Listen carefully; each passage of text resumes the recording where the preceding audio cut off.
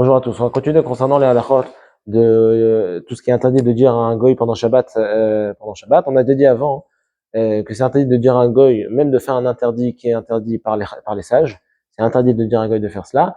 On avait même dit que même si le goy de lui-même vient me faire un interdit pour moi, ce sera interdit d'en profiter.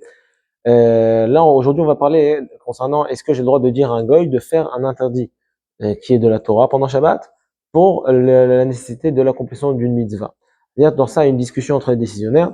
La majorité des décisionnaires, y compris le Shulchan Aruch, dans Siman Shin Zayin, Siman Shin Lametret, Tov Kuf Pevav, dans beaucoup d'endroits dans le Shulchan Aruch, on voit explicitement que c'est interdit de dire à un goy de faire un issour, qui est interdit par la Torah pendant Shabbat, même pour l'accomplissement d'une mitzvah. C'est que dans un certain cas qu'on pourra pouvoir, oui, se montrer moins rigoureux, et on va en parler dans une autre vidéo. Mais en tout cas, le fait de dire un goy, un issour, qui est un sourd de la Torah, pour pouvoir accomplir une mitzvah, c'est interdit.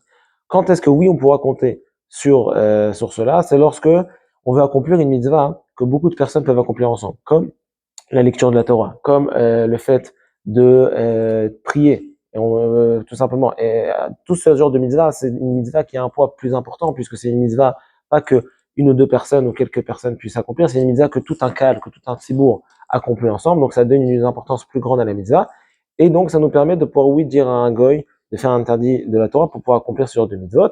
Deux exemples ont été donnés dans les poskim. Le premier, c'est mais évidemment, lorsque l'électricité a été coupée, une coupure d'électricité en plein milieu de la tfila, et on peut pas tout simplement prier sans avoir de l'électricité. Il n'y a pas d'autre synagogue où on peut aller. Il n'y a aucune solution si ce n'est que de réparer l'électricité. À ce moment-là, même si la réparation de l'électricité, c'est interdit minatora, parfois, en général, c'est le cas, ce serait permis de dire à un goy de le faire pour pouvoir accomplir les mitzvahs. Deuxième exemple, qui est moins fréquent, c'est si on veut sauver beaucoup de personnes d'un interdit. C'est-à-dire que si on est dans un endroit, il y a un hérouf qui permet aux gens de porter dehors, un endroit où il y a un hérouf, le hérouf s'est déchiré pendant Shabbat, on pourra le réparer pendant Shabbat, bien sûr, pas un juif, bien évidemment, mais un juif pourra dire à un goy de pouvoir le réparer pendant Shabbat pour pouvoir sauver tout le monde de l'interdit de porter pendant Shabbat.